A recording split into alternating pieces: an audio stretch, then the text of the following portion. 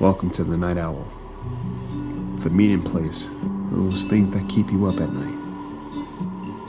Content may contain graphic language and disturbing scenarios that I can assure you are not for the faint of heart, so listeners' discretion is advised. I'm your host, Isaiah, and if you're still with me, well, maybe you should lock your doors, check those windows, turn out the lights, and get as comfortable as you can. You won't be sleeping tonight. You've been warned.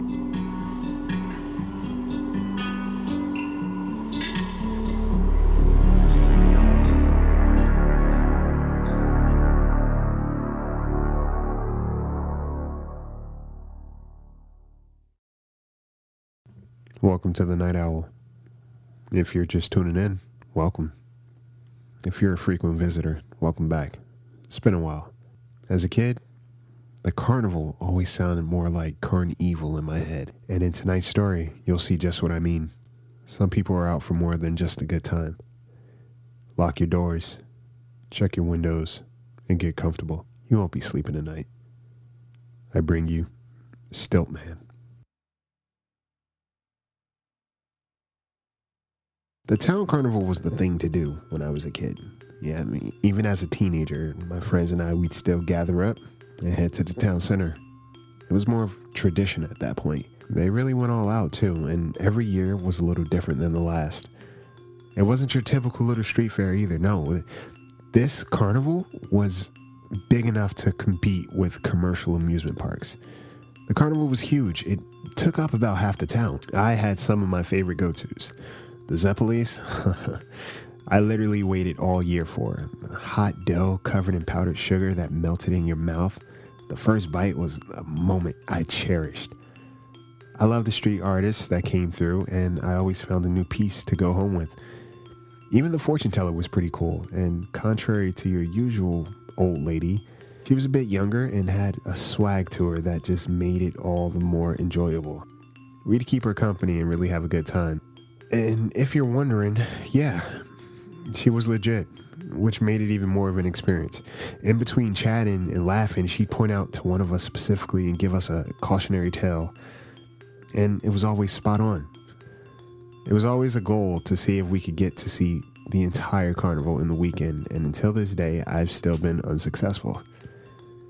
But there was one part of the carnival I didn't enjoy, and honestly, I made it a point to avoid. They called it running scared, primarily because it was everything that would send you hauling ass out of there. Clowns, the not-so-fun houses, creepy dudes wandering, you name it, they had it. But the one part that got me the most was the Stilt Man. He was my kryptonite. Everything about him didn't feel right. I never let on to my friends that I was petrified of him because they wouldn't let me live it down, but it's almost like he knew. For starters, the guy was huge. Whoever it was, he had to be about 7 feet normally. His arms would dangle as he walked, taking these huge, gigantic strides through the venue. On top of that, you couldn't see his face. And that's the part that really got to me. One year, my friends waited until it got dark to head to this particular space because that's when it seems like things got scarier. In this space, in particular, they like to put on a little show where there are a bunch of dancers that perform, and the man on stilts, he'd come out and dance too. I gave it to him, to be balanced on what was practically two poles, but his dancing was wild and big. Something about it, though, scared me. Made me feel uneasy. He'd walk towards the crowd while dancing, and this time, he walked towards us. I refused to make eye contact. I pretended to be on my phone, unimpressed. Really, I was scared shitless. At one point, I heard my friend say something like, "What kind of monster do you think is under there?" I laughed and joined in on the fun, and that's when it happened. He stopped dancing and just stood there looking at us, scanning the group, and then finally stopped on me. He didn't break contact for what felt like an eternity, and when I looked up at him, I was just staring into black. Finally, I convinced my friends we should head out, so we left. And that was actually my last year going to the carnival. Fast forward to my adulthood, I decided to volunteer in helping build the carnival this year. It was a bit of a nostalgia, but I also just wanted to be a part of it for old time's sake. With any big production, they make sure to have a staff meeting for procedure, but also so everyone gets to know one another.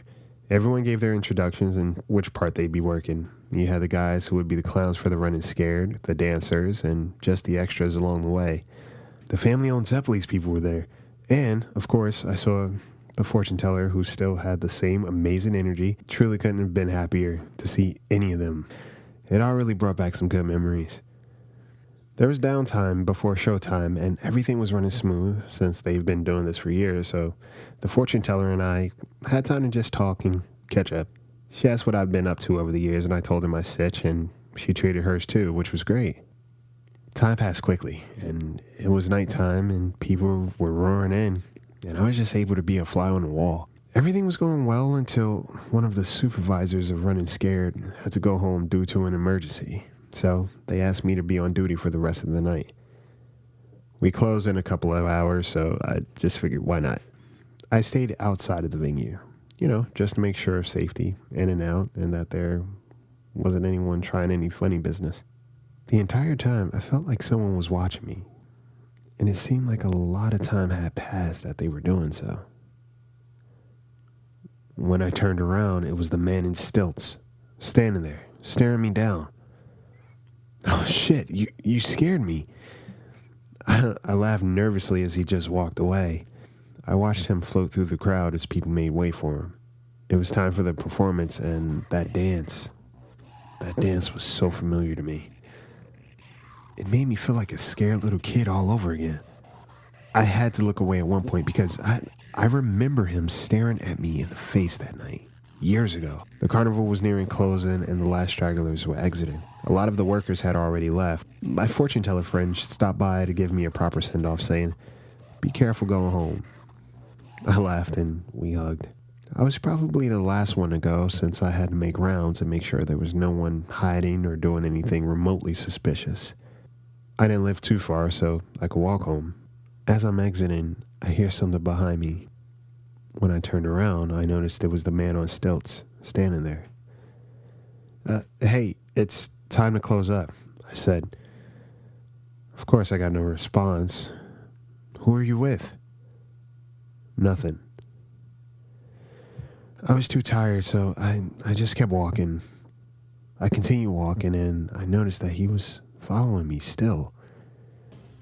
Now, since the streets were closed off for the event, there was no traffic. It was kind of like a ghost town. This guy was literally following me home. I started to walk a little faster, just figuring if it was probably someone trying to scare me. It was like a hazing, but this didn't feel right. I called my supervisor to see if there was anyone hanging out, and he said everyone's schedule clocked out. At that point, I bolted home. I didn't even bother looking back. I saw my house ahead, and I got in as fast as I could. I closed the door and turned out all the lights. I peeked out of my blinds, and I saw the man in stilts standing across the street from my house under the streetlight, doing that crazy fucking dance. And then he stopped. I just walked off. About 10 minutes later, I heard a slow, faint knock on my door. I went to the window to see no one. Just the costume of the Stilt Man laying in the street. I called the cops immediately. They told me to stay on the phone with them and explain it would take a while because the streets were closed off. The knocks grew slightly louder, and so did my heartbeat. I was petrified. I locked all the doors to make sure. It seemed like an eternity, but the cops finally arrived. And of course, no one was at my door. Even the costume was gone. But they did find a knife that was left behind, and a picture of me and my friends on that night at the carnival.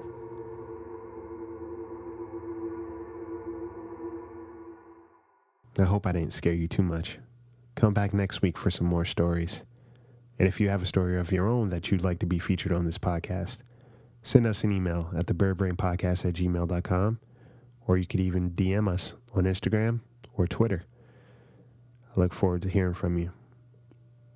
Until then, sleep tight.